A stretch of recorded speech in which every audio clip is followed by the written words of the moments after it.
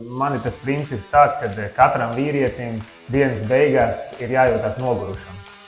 Un es vienreiz stāstu, un es skatos stāvē acīs un saprotu, ka pats, nezinu, 80% nav ne jausmas, par ko es runāju, kāds Dāvids un kāds Golijāts. Rīta stundas ir ļoti efektīvs darbā. Pēc tam, kas notiek pusdienas laikā, mums vienalga, vai tu cikos tu esi piecēlies, sākās tāds bišķiņ tāds panīkums. Mēs, protams, ka neskatāmies gražuli. Tas nav reāli. Mēs viņus svītrojam ārā. Kad tu esi asistents, tad tu esi vairāk tā kā darba zirgs. Un tavs uzdevums ir strādāt naktīs. Ir grūti, jo tu esi vecāks, jo grūtāk attīstīt jauno tehnoloģiju pielietošanu sportā. Es atceros, kādus sūdzes darījām mūsu laikā, kad mēs augām, tad man liekas, šī paudze pat bieži vien tik tālu neaiziet, teiksim tā. Esiet sveicināti podkāsta Liepājas sporta laukums. Tā ir 5. epizode, un šodien ciemos pie manis ir basketbola kluba Liepāja galvenais treneris un arī trenera asistents Latvijas izlase Arturs Visockis Rubenis. Paldies, kā atnācāt. Paldies, ka uzaicinājāt. Kad mēs mēģinājām sarunāt šo interviju, jūs teicat tādu frāzi, ka pamēģināsim kaut kā iestrapināt to sarunu. Cik saspringta ir tā nedēļa pirms Latvijas-Igaunijas līgas sākuma, un vai šī nedēļa ir saspringtāka nekā bija, pieņemsim, kaut kad tajā pašā sākumā, kad jūs tikai sākat gatavoties sezonai? Es domāju, ka vissaspringtākais posms šajā vasarā sanāca tieši augusta sākums, tad, kad sanāca tā, kad Liepājā notika arī izlases nometne, kas bija man labi. Jo es varēju jau uz to brīdi savākt, tur bija izlase, un uz to brīdi savāc arī basketbola klubu Liepājas esošos spēlētājus, un mēs tā kā tādu, kā lai pasaka, pirms sezonas nometni uztaisījām nedēļas garumā, un tad, teiksim, tas bija viss saspringtākais posms. Un tagad ir, teiksim, otrs saspringtākais, jo atgriežoties no izlases, lai arī mani kolēģi ir izdarījuši izcilu darbu, komandu sagatavojot un izdarot to mājas darbu, ko mums vajadzēja. Tomēr ir jāizdara kaut kādas mazas detaļas, jāslīpē. Plus es arī esmu vecākais treneris sporta skolā. Tur man ļoti daudz darba ir sakrājušies tieši, jo katru gadu es sezonas sākumā satiekos ar katru treneri, izrunāju jaunu mērķus, kaut kādas vadlīnijas, ko mēs gribam, lai ievēro. Līdz ar to tas viss ir katras dienas uzdevumi. Plus es jau tev minēju, kad ir sporta klase arī Liepājā izveidot, un tur mēs esam pieslēgušies arī kā basketbola klubs Liepāja palīgā. Tā kā ir ko darīt, bet man ir tas princips tāds, ka katram vīrietim dienas beigās ir jājūtās nogurušam.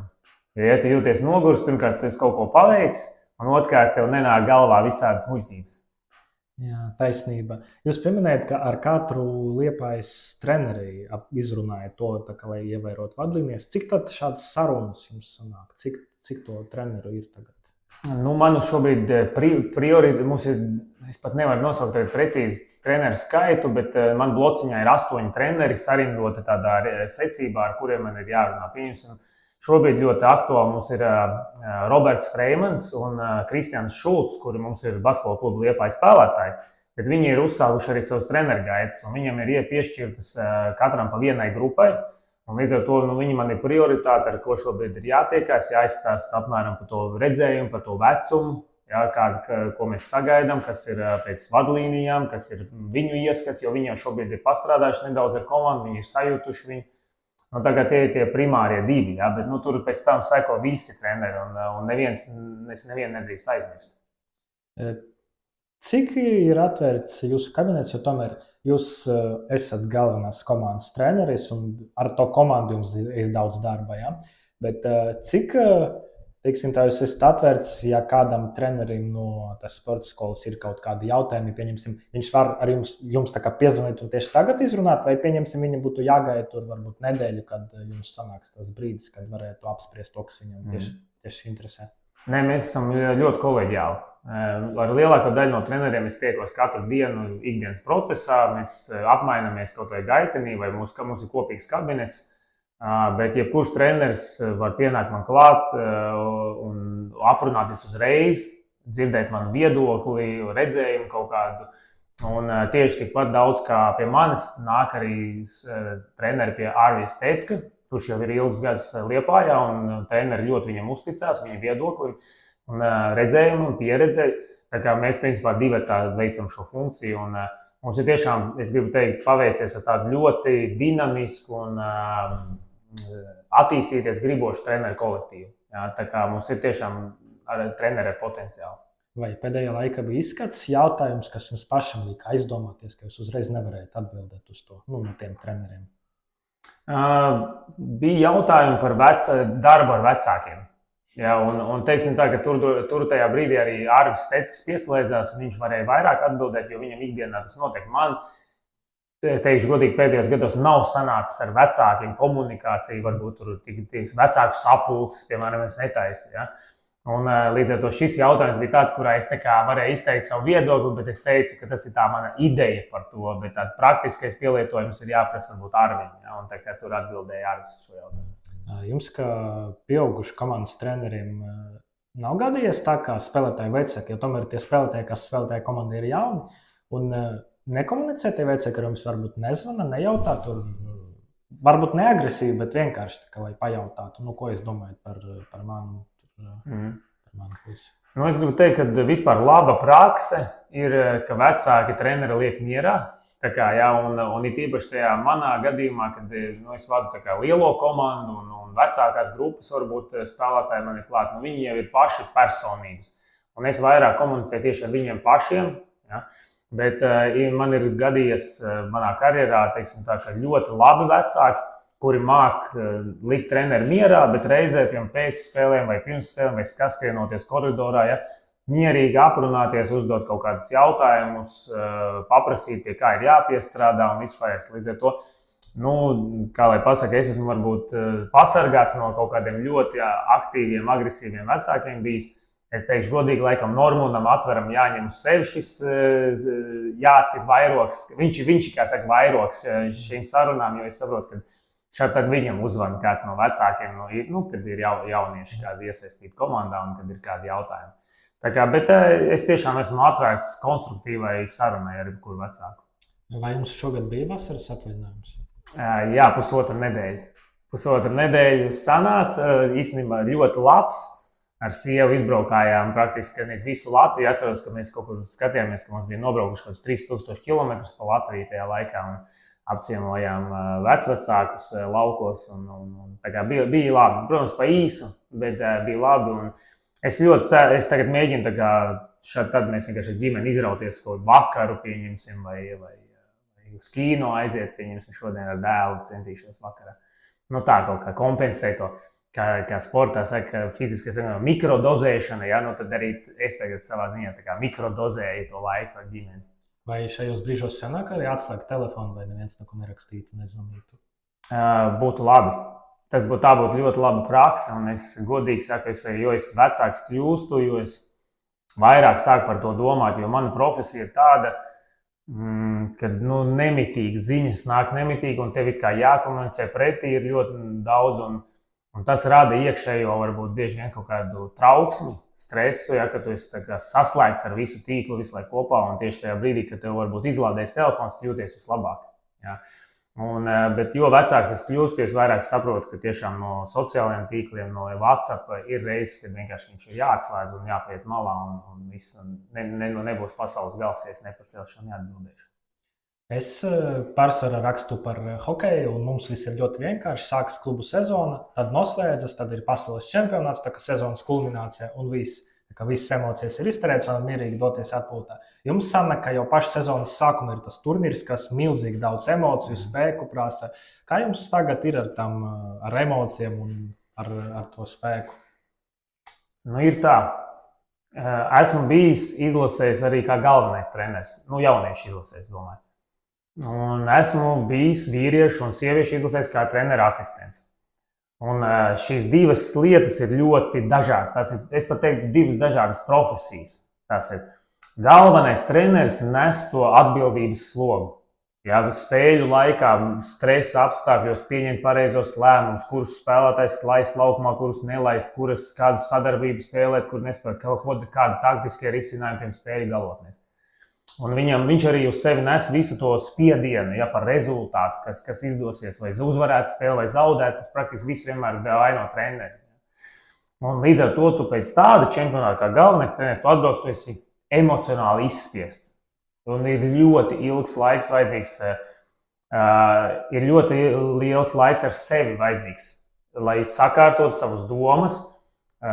Man palīdz, pieņemsim, lūkšanas, es lasu grāmatas tajā laikā, ar to pašu pavadu laiku ar ģimeni, tuviniekiem, bet tas ļoti prasa ilgu laiku atjaunoties, ja? Emocionālā tieši tās spriedzes rezultātā. Kad tu esi asistents, tad tu esi vairāk tā kā darba zirgs. Un tavs uzdevums ir strādāt naktīs, vairākas naktis pēc kārtas, ja? Neatejot no datora praktiski. Vienīgais attiešanas brīdis ir pusstundu, stundu aiziet uz trenažieru zāli, lai izveidinātu galvu.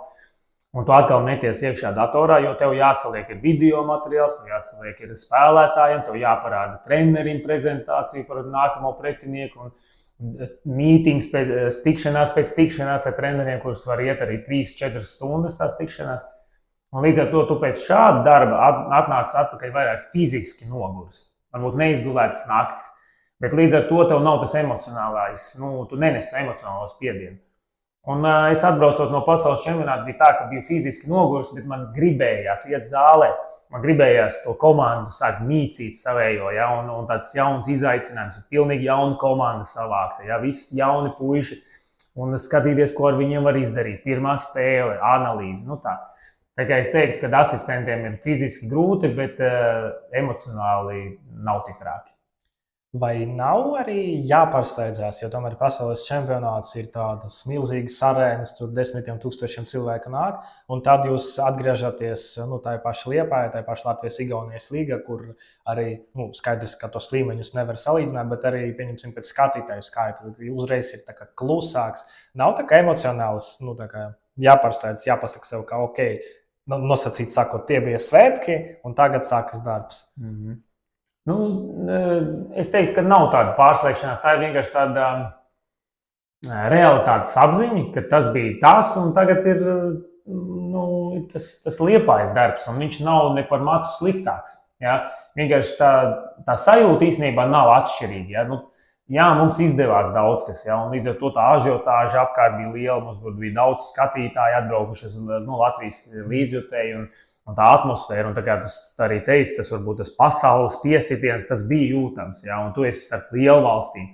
Bet atbraucot uz Liepāju, tur arī ir profesionāli spēlētāji, tur ir jaunie spēlētāji, kuriem attīsties. Mani kolēģi, ja, kuriem atkal ir savas idejas, savas domas, ja, arī savi skatītāji, teiksim tā, ja es paskatos, mums nebija daudz tagad uz pēdējo Palangas spēli skatītāji, ja, jo pārbaudas spēli, bet tur ir tie uzticamie, ja, atkal. Un tur viņi atkal pēc viņiem ir sailgojies savā ziņā, ja.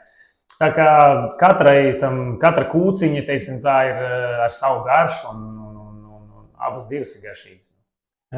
Jautājums no Roberta Freimaņa. Es taisīju interviju ar viņu, un viņš teica, ka viņam ir interesanti, cik tieši tas negulētas naktis jums ir bijušas pasaules kausā, un vai sanāca kaut vienu nakti normāli izgulēties? Bija, izgulējos arī. Mums bija tā, ka šajā čempionātā mēs bijām es un Jānis Gailīts, un mums vēl bija paņemts uz čempionātu Uldis Švede no Ogres, kā galvenais treneris, viņš arī palīdzēja mums. Un vēl Žanis Peiners. Žanis Peiners ar video nestrādāja, ja? Viņam bija citi uzdevumi, bet Uldis mums ļoti daudz palīdzēja ar savu jau sagatavējumu, teiksim tā, par pretiniekiem. Viņš jau bija sagriezis, kaut ko iedod mums tikai jāizvēlās un jāsaliek pareizi. Līdz ar to mums bija tā, ka tie bija tādi periodi. Pieņemsim, gatavojamies Francijai, Jānis Gailīts 2 naktis neguļ. Es toties varu varbūt izgulēties bišķiņu, jo es vēl gaidu, pret ko mums tālāk tur būs jāspēlē. Pēkšņi mēs uzzinām, ka spēlēsim pret Spāniju, tas tiek uzticēts man. Mēs 2 dienas, nevis tikai naktis, bet 2 dienas, 24 stundas no vietas, plus vēl 24 stundas tikai par Spāniju, viss spriedze, viss tas. Tā kā līdz ar to bet toties Jānis jau bišķiņu tā kā var atpūsties. Un tad atkal mēs mainamies. Līdz ar to mēs sadalījām, es domāju, to slodzi. Un beigās pat bija tā, ka uz pēdējām spēlēm mēs visi uz katru pretinieku kopā gatavojāmies, lai višķiņi izdalītu tās emocijas un arī darba apjomu. Es saprotu to sajūtu, ka darbs patīk, un tad tas arī padodas vieglāk, vai arī varbūt arī veltīt vairāk laika tam, bet ķermeni tāpat jau neapmanīsi. Vai kas jādara? Jūs minējat, ka jūs gājat uz sporta zāli. Ko vēl var darīt, lai mazinātu varbūt tā visa darba ietekmi uz ķermeni, kad tu strādā naktīs un vispār, kad tev ir nenormēts tas darba laiks? Es domāju, ka ļoti efektīvi ir rīta stundas. Jā, es iesaku cilvēkiem celties agrāk no rīta. Es pats to cenšos aizvien vairāk darīt. Mans brālis jau to ir iesācis regulāri. Rīta stundas ir ļoti efektīvs darbā. Pēc tam, kas notiek pusdienas laikā, mums vienalga, vai tu cikos tu esi piecēlies, sākās tāds bišķiņ tāds panīkums. Un es iesaku visiem tajā laikā tiešām 15, 20, 30 minūtes, ja tas ir iespējams, paņemt, mēs viņu saucam par power nap. Ja? Un viņš tev iedod tādu tā kā boostu visai atlikušajai dienai. Tiešām tā pusstunda, 40 minūtes, 15 minūtes citreiz, kā kuram viņi iedod tādu tiešām enerģijas plūsmu atkal. Ja tu iedzer tajā laikā kafiju, tas nepalīdz. Bet šis te ir daudz efektīvāk. Līdz ar to man ir rīta stundas, power naps, skriešana. Ja es arī redzēju pasaules čempionātā, piemēram, Sergio Scariolo, Spānijas galvenais treneris, pirms pašas spēles, viņam vakarā spēle, viņš skrien krosu pa dienu. Līdz ar to es domāju, ka es neesmu vienīgais idiots, kas tā dara, jo es tieši to pašu daru. Un treneržieru zāle. Man ļoti daudz palīdz arī Liepājā pa dienu ir atvērtas katoļu un luterāņu baznīcas. Un es tur ieeju iekšā, tur ir klusums. Un izbaudīt kaut vai 10 minūtes ar sevi, klusumā, varbūt lūkšanās, ja, kurš ir ticīgs cilvēks. Tas arī ļoti daudz atjaunos garīgo spēku, teiksim, tā cīnīties. Tas laikam ir vienīgas vietas, kur var klusumā atrast, vai ne? Gandrīz vai mūsdienās, tā kā teicu, un īpaši svarīgi ir iejot tiešām izslēgt to telefonu. Un tur var atrast to klusumu, jā. Jūs vienu no intervijām minējāt, ka dalība pasaules čempionātā dod arī jums treneriem to piederību treneru elitei. Kā tas izpaužās? Jo, pieņemsim, es atceros, kad Liepājā bija tas sieviešu basketbolīgas spēles Eiropas. Tur Kaspars Mainieks stāstīja, ka viņš tur, pieņemsim, ar vienu tur treneri, viņš tur apsprieda par kaut kādu fizisku sagatavotību, tur ar citu vēl kaut ko. Bet es pieļauju, ka jums pasaules kausa laika nebija vispār laika, ja, runāt ar citiem treneriem, izņemot tur pēc spēles roku paspiest, varbūt kaut ko tur. Tas vairāk bija tādā sajūtu līmenī, tiešām, kad tu ieeji, piemēram, ēdam zālē, un tur sēž visas komandas, un tu sēdi pie Latvijas galda, un tev blakus sēž Spānijas treneru kolektīvs. Otrā pusē, piemēram, kaut kāds pats Libānas, tālāk Kanādas, ja, un tad mēs pēkšņi tiekam uz nākamo kārtu. Mēs aizbraucam uz citu valsti, tur ir tāda pati ēdamzāle, un tur ir Vācijas treneris. Vienīgā, kas atsevišķi dzīvo, tā bija Amerika. Amerikas treneris mēs tā arī nesatikām. Viņi dzīvo atsevišķi, tā ir vienīgā kaut kāda viņiem, viņiem pieļauj to. Un līdz ar to tā sajūta, ka tu esi starp elite plus tu jūti tādu tā kā cieņu. Ja, jo tu tomēr parādi labu sniegumu, tu neesi kaut kāds pastarītis. Ja. Protams, tev bija taisnība, ka mums nav tāda brīža, ka mēs tur sākam runāties, vai ka, jau nav ne laika, plus tu vēl kādreiz viņus uzvari, un pēc tam ne tev īsti gribās pie viņa iet, ne viņam pie tevis runāties, jo iekšā sēž tomēr tāda bišķiņa konkurence. Bet pieņemsim ar Deividu Blatu gan. Deivids Blats viņš bija Kanādas konsultants. Un ar viņu gan mums izdevās tādas labas sarunas pāris reizes, jo viņam bija vairāk varbūt nedaudz brīvā laika. Un tad tas kopējā tā atmosfēra rada to piederību. Un plus vēl tas labais sniegums, kurš iedveš cieņu pārējiem. Man vienmēr likas nedaudz apbrīnojami, ka treneri, kuru ikdienas dzīve varbūt ir konkurenti, pieņemsim, ka jūs ar Jāni Gailīti, jūs pusfinālā spēlēt viens pret otru, jūs kausa finālā spēlēt viens pret otru, un tad pēkšņi izlasa, jūs tā kā esat kopā, ja, ka gandrīz vai kā draugi, ja. Un kā jums izdodas arī tā kā neredzēt viens otrā konkurentu strādājot izlasē, jo tomēr, es nedomāju, ka kāds no jums slēpj savas idejas. Jūs sakat visu, kas jums ir galvā, un tad var gadīties, ka kāds no jums pēc tam to izmanto arī spēles viens pret otru. Es domāju, ka noteikti mēs esam iepazinuši viens otru daudz labāk par šo 2 gadu periodu. Un varbūt tāpēc arī Liepāja šādi uzvarēja. Bet nē, ja godīgi, ir ļoti, ļoti interesanti. Mēs tiešām, man liekas, neslēpjam neko viens no otru, jo mēs gribam iedot Latvijas izlasei, cik vien var no sevis, un katru reizi, ja ir idejas, tiešām mēs viņus metam ārā. Un tas ir tiešām ļoti interesants process, un tur nav nekāda sāncensība savā starpā.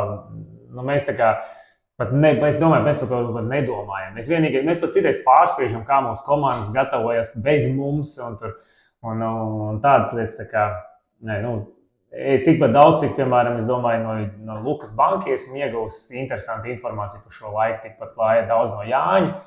Un es ceru, ka arī mēs visi kopā viens otram esam palīdzējuši kļūt par labākiem profesionāļiem. Ja jūs Liepā ierādāties 20. gadā, ko jūs šeit ieraudzījāt? Vai bija kaut kāds pamats, uz kā būvēt to sistēmu, vai vispār no sākuma bija jāsaka? Es ierados šeit, tas viss bija tāda, citi teikt, apstākļu sakritība, bet noteikti dzīvē nekas tāpat vien nenotiek. Es biju noslēdzis ar Ventspili līgumu un sākās Covid. Un Covid vienkārši bija force majeure apstākļus, kurš lauza manu līgumu ar Ventspili. Ja, un tur sanāca tā, ka pēc tam nezināja, kā tur būs, kurš būs treneris, varbūt vietējo viņi meklēs, un tā jau samazinājās arī budžets viņiem. Man uzrunāja Liepāja. Un man vienkārši, ja godīgi es teikšu tā, es vienā brīdī pat domāju, varbūt pāriet tādā metodiķa statusā, varbūt iet strādāt uz basketbola savienību vai sportu skolu, kaut ko tādu. Bet Liepāja uzrunāja ar tādu ideju, ka mēs gribam veidot latvisku komandu un tā, lai attīstītu jauniešus arī, tā kā kopīgi un veidot sistēmu. Un tas man ieinteresēja, jo es arī pazinu dažus cilvēkus, kas šeit ir, un es viņiem tā kā uzticējos. Un man vienmēr ir bijis tāda apziņa, ka man interesē daudz vairāk tādi projekti vai idejas ar pievienoto vērtību. Un šeit es tādu ieraudzīju, ja, kad ir iespēja sasaistīt sporta skolu ar klubu, attīstīt jaunos, iedot kaut ko Latvijas basketbolā un vairāk, piemēram, priekš izlases kandidātiem sagatavot. Tas bija tas pats sākums. Parasti, kad ir tāds stereotips, ka, ja klubs saka, ka attīstīs jaunos, tad tas nozīmē, ka nav naudas. Vai ko jūs tādu saskatījāt Liepājas teiktajā vai kaut kādas darbības, kas jūs pārliecināja, ka tas ir nevis vienkārši tādēļ, ka varbūt naudas ir mazāk, bet ka tiešām ir tāds mērķis, ka tiešām grib attīstīt jaunos un jūs galva nelīdos no pleciem, ja tur, pieņemsim, sezonas sākumā būs kāda garāka zaudējuma sērija? Tev ir pilnīgi taisnība. Šo terminu gandrīz visi izmanto tajā brīdī, kad naudas nav. Bet, un es teikšu godīgi, šajos gados ir bijuši vairāk brīži, kad ne vadībai, ne treneriem nav bijis viegli. Jo vispār šis princips audzināt jaunos spēlētājus ir ļoti, ļoti grūts.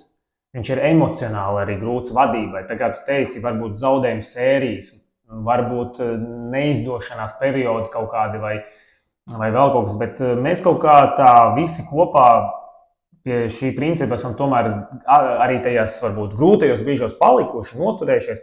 Es domāju, mums arī palīdz kopīgi krosiņi. Es ar pāris no vadības cilvēkiem kopīgi skrienu krosiņu, kuros mēs izrunājam daudz tādas aktuālas lietas.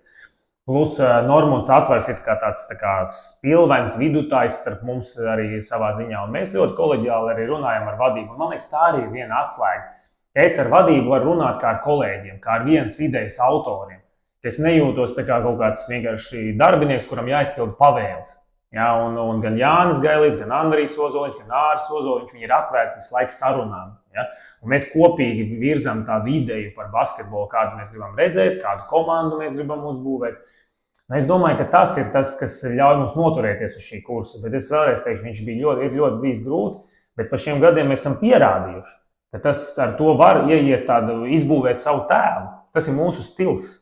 Un tagad pat klausoties intervijas, var redzēt, ka daudzi atsaucās uz Reku Liepāja tā dara. Ja? Es domāju, vai medaļas un kausi to atnes, arī tas ir svarīgi, tāpat kā bronza mums bija svarīgi. Bet šī ir tāda pievienotā vērtība, kas mums nāk līdzi. Mēs Liepājā esam ļoti lepni par savu pilsētu un bieži vien saka arī gan vietēji, gan arī tie cilvēki, kuri nav vietēji, ka Liepājā varbūt ir labāka sporta infrastruktūra Latvijā. Vai varētu apstiprināt vai noliegt vai salīdzināt, kā tas bija citās vietās? Es varu to apstiprināt, jā. Liepāja ir un vēl joprojām pat attīstās tā infrastruktūra. Un tieši tāpēc tas ir viens no argumentiem, ko mēs minam jaunajiem spēlētājiem, kāpēc nākt uz šejienes, kāpēc nākt uz Liepāju. Ja, piemēram, no Rīgas, ja no galvaspilsētas, tev jānāk uz mazo Liepāju, bet te viss ir tuvu. Mūsu, piemēram, vidusskolnieki mācās 5. vidusskolā, pāriet pāri ielu viņam ir zālē, un līdz ar to viņi var apvienot individuālos treniņus ar skolu, pēc tam paspēt atkal uz vakara treniņu. Ja. Mēs to visu nodrošinām. Mēs nodrošinām ēšanu, ja, kas mums turpatās ir kafejnīca.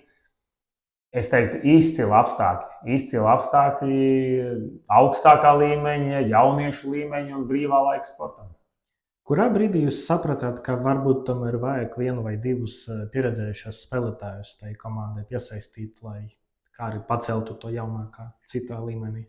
Tad tas jau bija no sākuma paša. Mēs jau, kad pirmo komandu, kad es atnācu būvējām, mums nebija varbūt gados tik, vecāki spēlētāji, bet mums bija Ilja Gromovs, Dāvis Geks, Guntis Sīpoliņš. Jā, viņi arī tomēr jau bija priekš tā brīža pieredzējuši spēlētāji, un bez viņiem nevar. Jaunajam spēlētājam ir jājūt, viņam ir jāredz, no kā mācīties. Treneris var pateikt, tas ir viens, parādīt kaut kādu virzienu, otrs. Bet, ja viņš redz, ka tas viņa pretspēlētājs kaut ko dara, kaut kādu īpaši kaut ko, un ja vēl ir tādi pieredzējušie spēlētāji, kā piemēram Roberts Freimanis vai Kristaps Miglinieks, kuri vēl runā ar tiem jaunajiem, nevis viņus sēdina, zina, ka tu neko nemāki, ko tu nevari noķert bumbu. Bet šie, piemēram, līderi ir tādi, kuri ir stāsta spēlētājiem, un viņi dalās ar savu pieredzi. Viņi pat citreiz pēc treniņa pasauc viņu malā un kopā izdara kaut kādas lietas. Ja? Un tas ir neatsvarami. Tas ir, es domāju, pareizina to. Treneris var censties, ja grib, bet tas ir reiz 2, reiz 3. Ja? Tas procesā vēl piedod to efektu. Kad runā par darbu ar jaunajiem spēlētājiem, bieži vien tiek minēts tāds termins kā darba etika. Ko tas īsti nozīmē? Jo man liekas arī, ka daži cilvēki to varētu uztvert savādāk. Ko nozīmē darba etika? Darba etika. Es teiktu, ka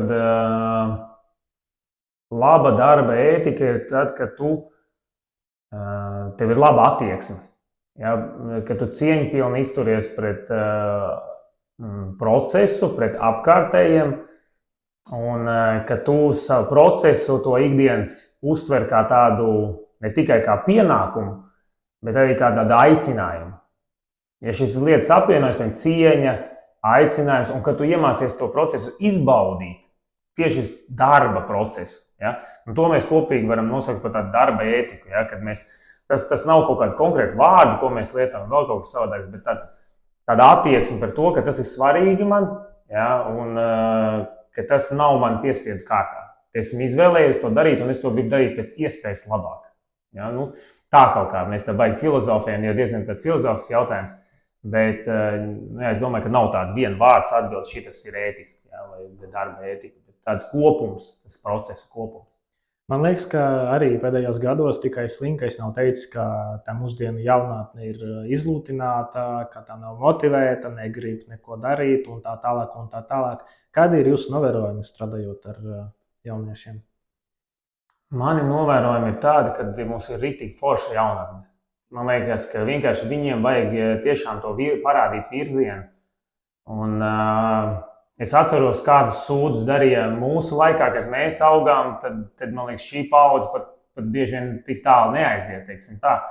Un jā, protams, ka atšķirās. Mēs savā laikā skrējām pa ielām, daudz ko mums vecāki nezināja, kur mēs esam. Tagad mums ir telefoni un ļoti daudz, kas notiek datoros, telefonos.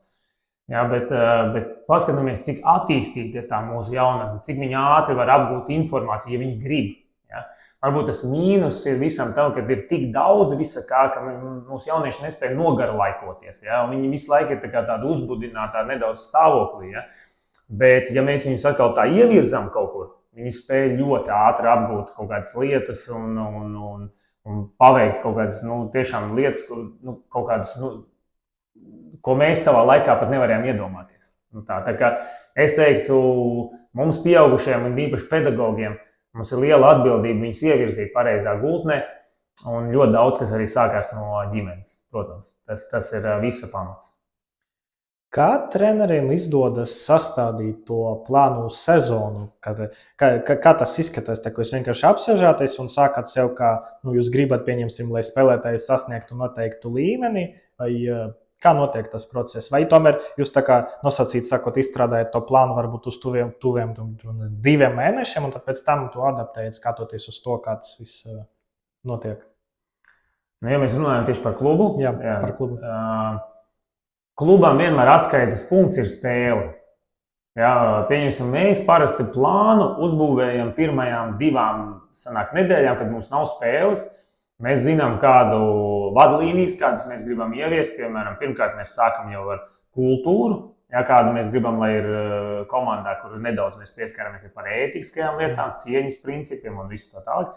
Otrais jau mēs runājam par aizsardzības principiem, trešais par uzbrukumu, ja, tur individuālā taktika, grupu taktika un tā tālāk. Mēs tajās 2 nedēļās mēģinām iedot diezgan lielu informācijas daudzumu. Un tur mums ir konkrēts plāns.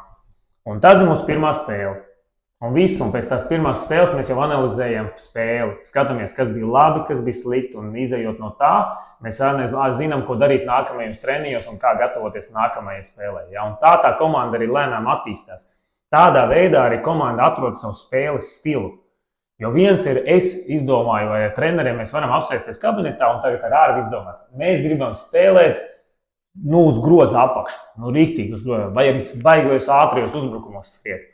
Patiesībā mūsu spēlētāji to nevis nav spējīgi, es pat gribu teikt, izdarīt, bet tas nav viņu. Ja?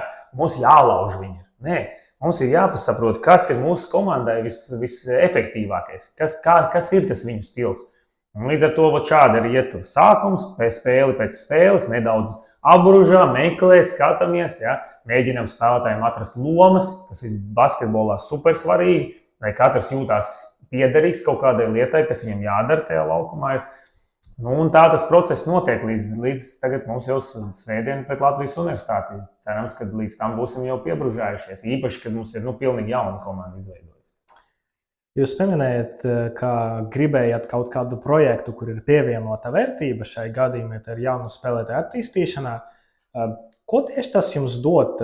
To gandarījumu sajūtu vai to, ka jums spēlētājs pēc 5 gadiem uzrakstāt treneri, paldies, ka tur pateicoties jums, es esmu tur kādā līmenī nonācis augstākā? Es domāju, pirmais tas dod klubam un pilsētai, jo mēs to, ko pasakām, mēs izdarām. Pirmkārt, par šiem gadiem mēs tiešām nospraudām to mērķi un mēs to darām. Otrais, tas veido mūsu organizācijas tēlu, ja, kad mēs spējam attīstīt jaunos spēlētājus, un mūs jau min kā piemēru tajā lauciņā. Ja. Un trešais, tā ir forša apziņa, ka tu apzinies, ka tavs spēlētājs ir pelnījis vienu naudas daudzumu pie tevis, un tagad viņš, piemēram, 4 vai 5 vai 6 reizes vairāk var nopelnīt savā karjerā. Ir spēlētāji, kas par to pasaka paldies, citi to neuztver, bet tas arī nav vajadzīgs. Vienkārši katrs jau dara pēc savu. Tā kā, šādi apmēram tas ir, tā ir tā pievienotā vērtība un apziņa, un tas process ir ļoti interesants. Tas ir sautīgi. Mums treneriem gribas, lai ir interesanti. Mums, lai būtu interesanti, mums gribas, lai ir tie talantiņi, ja, kurus var bružāt, ja, tur slīpēt, ja, dos dimantiņus. Un tad ir, piemēram, vēl tāda kategorija, kas pie mums nāk, ir spēlētāji, kuriem vajag otro iespēju. Ja, tā ir vēl viena kategorija. Viņi kaut kā savā karjerā kaut kur nedaudz varbūt nobremzējuši, kaut kur iebuksējuši dēļ traumas vai dēļ kaut kā cita. Un viņi atnāk pie mums un dabū to izlaušanās sezonu, to trampolīnu. Ja. Tā ir otrā kategorija. Un trešā ir pie mums nāk, lai sakārtot veselību arī. Ja. Tā kā arī tas ir tāds, kur mums tāds, es teiktu, diezgan labi fiziskie treneri un arī fizioterapeiti. Ja mēs skatāmies uz to komandu, 12 cilvēki, vai sezonas sākumā jūs jau redzat, ko katrs no viņiem var sasniegt, ka varbūt vienam tie griezti ir augstāki nekā citam un tā tālāk? Tādas kategorijas varat jūs kaut kā? Jā, var savā ziņā to redzēt, bet laikam tas ir visgrūtākais darbs kaut ko tādu prognozēt, cik tālu un kādā līmenī līdz kādam viņš var aizspēlēties vai par jebkuru. Zin kā, mēs daudz esam redzējuši, vai ne, arī vidusskolā mums ir bijuši vai kādi klases biedri, kuriem ir teikts, šitas būs tur prezidents vai vēl tur, šitas būs sasniegs to un to, un beigās viņš paliek viduvējs. Un atkal cits, kurš varbūt tur tāds kluss, ne šo, ne to, bet ar baigo raksturu un tādu īstenībā baigo gribas spēku, viņš beigās ir sasniedzis tiešām ievērojams augstums. Līdz ar to tas būtu pat neiespējami prognozēt kaut kāds tāds, bet, protams, ka mums treneriem ir tā sajūta, kuram ir tas talantiņš, kuram ir vairāk, mazāk, un pie talanta es pieskaitu arī darba spējas. Es domāju, ka darba spējas ir viens no tādiem aizmirstākajiem un tādiem nenovērtākajiem talantiem. Jo cits ar milzīgām darba spējām var sasniegt vairāk nekā ar super varbūt augumu, kaut kādu kā talantu un vispārēji. Vai par šiem gadiem Liepājā ir kāds spēlētājs, par kura progresu jums ir īpašs prieks, jo varbūt viņš netika uzskatīts par tādu lielu talantu, bet cilvēks tieši ar savu darbu, ar savu viņš bija motivēts un viņš varbūt izlauzās augstāk nekā cerēts. Vienkārši tagad es kādu nosaukšu, un kāds cits apvainosies, kā vienmēr. Jo mums ir, es mēģinu, man ir viena prezentācija, kuras saglabāju katra ģeka bildi, kurš šeit ir bijis, un pirms sezonas nākamajai paaudzei, teiksim, tā parāda. Bet, ja tu tā prasi, uzreiz, protams, kas iešaujās prātā, ir divi spēlētāji. Pirmais ir Kārlis Šiliņš, protams. Viņš atbrauc no Amerikas ar 2 plēstām krustenēm. Un procesā, attiecīgi, vai viena, es neatceros, varbūt viena krustene viņam bija plēsta. Bet visiem bija skeptiski par to, ka viņš varbūt ir vecmodīgs, pa lēnu, priekš modernā basketbola un tā tālāk. Bet mēs riskējām, mēs kaut ko izveidojām, mēs diezgan ilgi viņu pētījām tajā Amerikā, kāds viņš tur izskatījās, un domājam, ne, viss riskējam un ņemam. Un aģents arī bija ieinteresēts tajā visā. Un, viņš jau tieši ar savām darba spējām, šajos 2 gados paveic, tiešām, viņam pareizinājās reiz 4, reiz 5 viņa atalgojums tagad, kāds viņam ir. Un viņš arī ir šobrīd Latvijas izlases, vīriešu izlases kandidāts, viens no tādiem. Un otrs, varbūt daudzi nedomāja, ka es viņus varētu nosaukt, bet ir Artūrs Luciņš, vietējais sporta skolas pārstāvis. Ja. Viņš šobrīd ir Rīgas Stradiņu universitātē, jeb Stradiņu VF sistēmā kopā ar Kristu Pīternieku, jo viņš pabeidza vidusskolu un tagad pārgāja uz studijām. Bet kāpēc es viņu minu? Tāpēc, ka viņa talants bija neatkarīgi no minūtēm, neatkarīgi no tā, ka viņš varbūt ir pats mazākais visā līgā un arī sporta skola auguma ziņā. Un daudzi viņam neparedz profesionālā basketbolu. Bet viņš no sevis atdeva katrā treniņā, nesaudzējot sevi, nežēlojoties, vienmēr sakārtojot skolu, lai viņš varētu būt uz rīta treniņiem. Ja? Viņš bija super profesionāls jau jaunā vecumā un, manuprāt, no sevis izspiež vairāk nekā viņš patiesībā var. Tā kā viņš ir mans tāds otrais piemērs. Ja mēs runājam atkal par jauno spēlētāju attīstīšanu, tad es uzreiz iedomājos, ka tas ir 3 lietas. Tā ir individuāla tehnika, tā ir taktiskas zināšanas, kā spēlēt komandā, un tā ir mentālā sagatavotība. Vai ir vēl kaut kas, ko es esmu palaidis garām, kad mēs runājam par jauno spēlētāju sagatavotību? Ļoti pareizi, pirmās 3 un fiziskā sagatavotība kā 4. Ja, 4 bloki, uz kuriem mēs koncentrējamies, ja, uz kuriem ir jātīst. Pārsvarā īstenībā man pārsteidz, ka tu pateici par psiholoģisko sagatavotību, jo to vienmēr visi aizmirst. Visi parasti piemin tehniku, taktiku, fizisko sagatavotību. Ir īpaši tagad, visi runā par to, ka viņi ir slikti visiem, un visi aizmirst par mentālo. Bet mēs ļoti tai pieskaramies, cenšamies pieskarties arī treneri, paši sevi trenējam tādā ziņā, jo mēs esam sapratuši, ja nav mentālās sagatavotības, ja mēs netrenējam arī prātu, ja, un mums nav spēcīgs iekšējais arī gars pašiem savs, tad tas viss pārējās 3 lietas nestrādā. Jo esmu redzējis ļoti daudz super pārliecinātus spēlētājus ar sliktiem metieniem, sliktām metienu izvēlēm. Ja? Un vienalga viņš ir labs spēlētājs, noderīgs spēlētājs. Un tikpat labi treniņos tur citreiz skaidrs, tam ir super metiens, tur tāds dribls. Viņš iziet spēlē un nespēja realizēt sevi. Ja? Tāpēc mēs ļoti daudz cenšamies runāt ar spēlētājiem, iesakam grāmatas, arī šo to no sevis dodam, lai trenētu arī mentālo sagatavotību. Grāmatas, sarunas, vai ir vēl kaut kas, ka var izveidot to mentāli nobriedušo sportistu? Radīt spriedzes situācijas. Tas bija tas, varbūt, kur es esmu pats audzis pa šiem gadiem, kad vienmēr treniņš bija, man patīcis vienmēr diezgan grūtus treniņus taisīt, jo man liekas, man vispār patīk treniņi. Bet pa šiem gadiem esmu iemācījies īpaši pēc tās vienas sezonas, tā bija Liepājā pirms 2 gadiem Covid sezona, ka mēs zaudējām 10 galotnes kaut kādas. Es varbūt precīzi nepašu, bet 10 galotnēs mēs no kaut kādām 11 mēs tikai vienu vinnējām, ja, no to galotni. Un tad es sāku domāt, ko es varu darīt labāk arī kā treneris. Un mēs sākām simulēt situācijas, piemēram, pēdējās minūtes, pēdējās 2 minūtes, pēdējās 24 sekundes. Ja, un katrā treniņā nedaudz kaut ko tādu. Ja uzliekam rezultātu, mums ir -5, un mums ir 2 minūtes jāspēlē. Kā mēs tiksim atpakaļ spēlē? Mums ir +5, kā tagad to +5 noturēt. Ja, un es teiktu, ka tas ir viens tāds ļoti labs veids, kā trenēt komandas, ja, radīt spriedzes situācijas spēlēs. Plus arī spēlētājs. Tad tu trenē viņus individuāli, arī uzliek uz pulksteņa pēdējos sekundžu metienus, ja iedot, piemēram, pretestību, iedot troksni kaut kādu arī apkārt. Citreiz mēs ļoti skaļu mūziku uzliekam, un tas ir speciāli. Un, kaut kā tas tādā varbūt treniņu procesā, bet katram ir arī pašam jāstrādā pie mentālās sagatavotības, lasot grāmatas. Tagad ir ļoti daudz informācijas internetā par to, un tikai ir jābūt vēlmei to darīt. Ja mēs runājam par grāmatām, tad tas ir kaut kāds universāls saraksts, kas visiem būtu jāizlasa, vai tomēr bišķi pielāgojoties tiem spēlētājiem, kas varbūt varētu patikt vienam un kas otram ņemot vērā viņu raksturus varbūt vai kaut ko.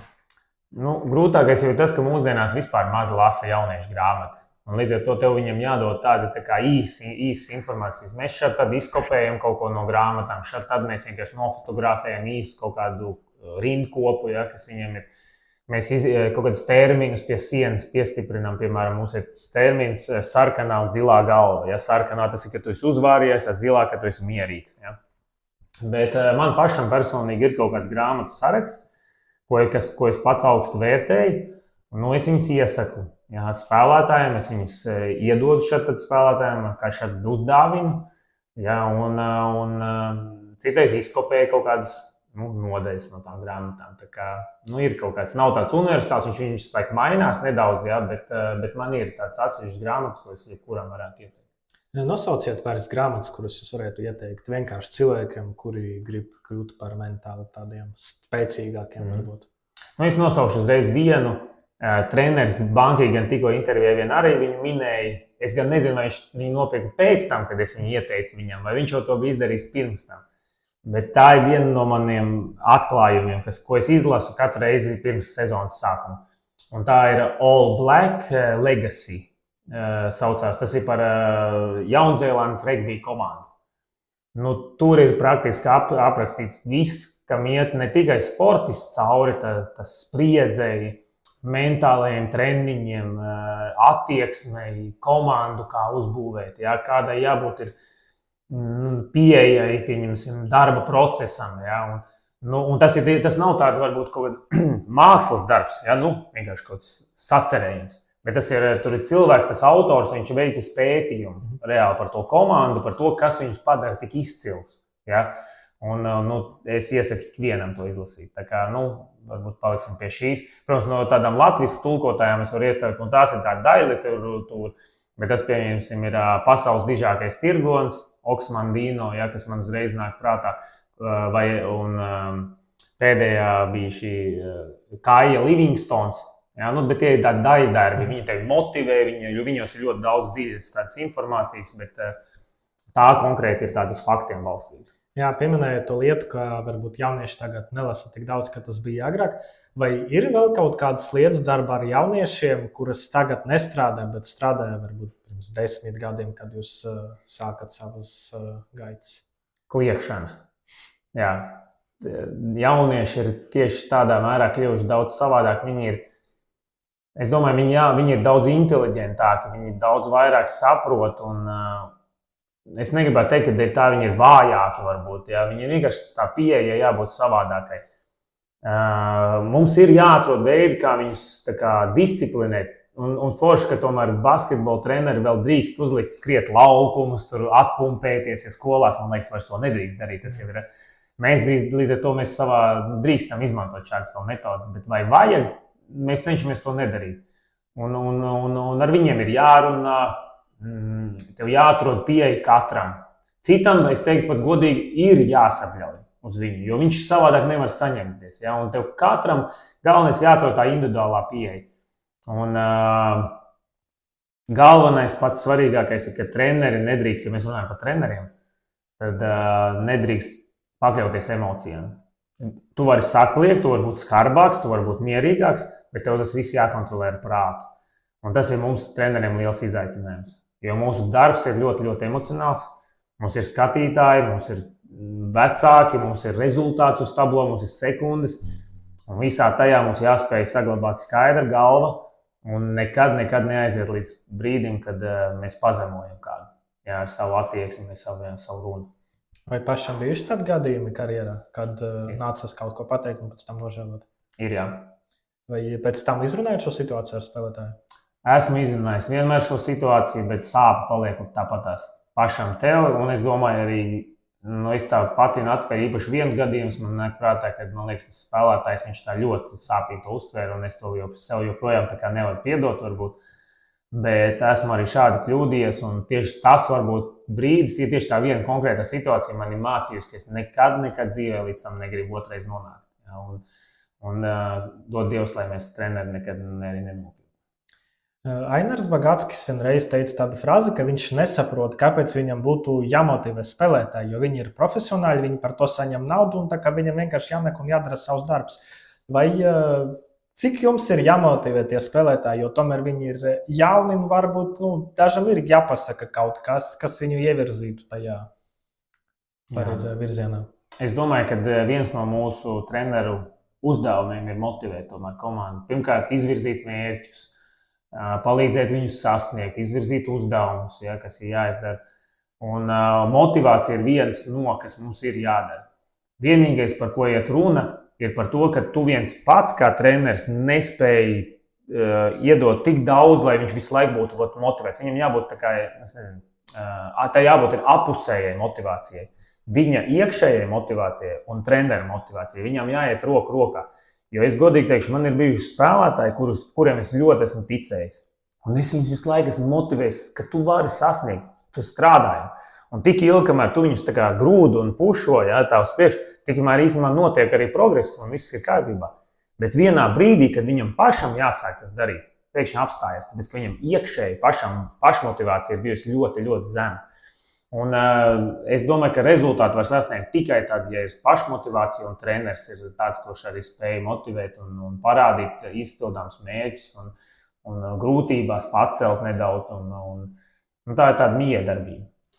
Cik bieži jūs savā darbā izmantojat storytellingu, kaut kādus stāstus, varbūt izdomātus, varbūt paņemtus no filmām, no seriāliem, no grāmatām? Agrāk daudz vairāk nekā tagad, ja godīgi. Jo es vecāks kļūstu, un varbūt pēc šīs intervijas to nevar pateikt, man gribās aizvien mazāk runāt. Man gribās vairāk, lai īsi vārdi vai pāris teikumi pasaka to galveno domu, un mēs neizplūstam kaut kādos vienkārši tekstos. Ja. Un līdz ar to es agrāk, es izmantoju diezgan daudz, gan izdomāts, gan reālus stāstus, un man viņi joprojām ir galvā, tad es viņus izšauju ārā. Ja. Bet es domāju, ka es kaut kā esmu pārgājis uz to, ka labāk mazāk, un konkrētāk nekā pa daudz. Rudolfs Rozītis man stāstīja, ka viņam bijuši tādi gadījumi, jo tomēr tā Liepājas sieviešu komanda ir vispār gados jaunāka, tur ir arī meitenes, kuram 15, 16 gadi.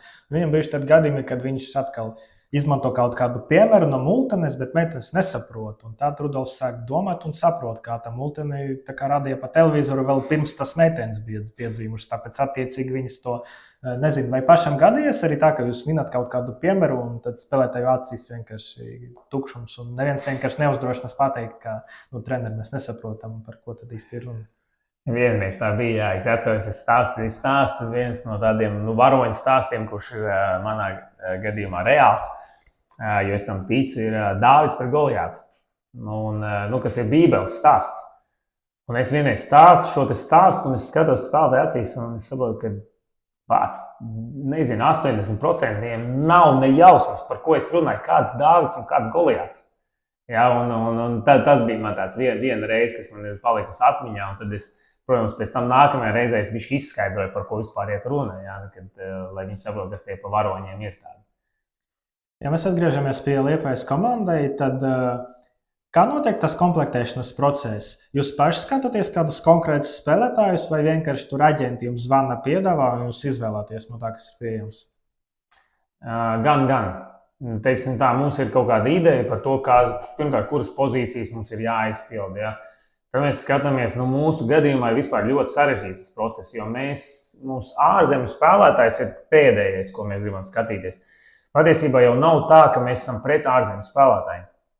Mēs labprāt, piemēram, šogad gribējām atrast tādu centra spēlētāju, kaut vai ar ārzemju pasi, bet Eiropieti, kuram, piemēram, 19, 20 gadīgi tādu bišķiņu, kurš ir ar pieredzību, bet kuram vajag tāds izlaušanās vajadzīgs poļs. Bet īsti nevarējām atrast, ja, jo ļoti talantīgie jau ir kaut kur devušies uz tām komandām, tur jaudīgām, tur mazāk talantīgie, kā mums neinteresēja vairs un tā tālāk. Un mēs vairāk skatāmies latviešu spēlētājiem. Mums ir ļoti svarīgi tas, lai mēs daļa no spēlētājiem būtu tādi, kurus var attīstīt vismaz līdz izlases kandidātiem, lielās izlases kandidātiem.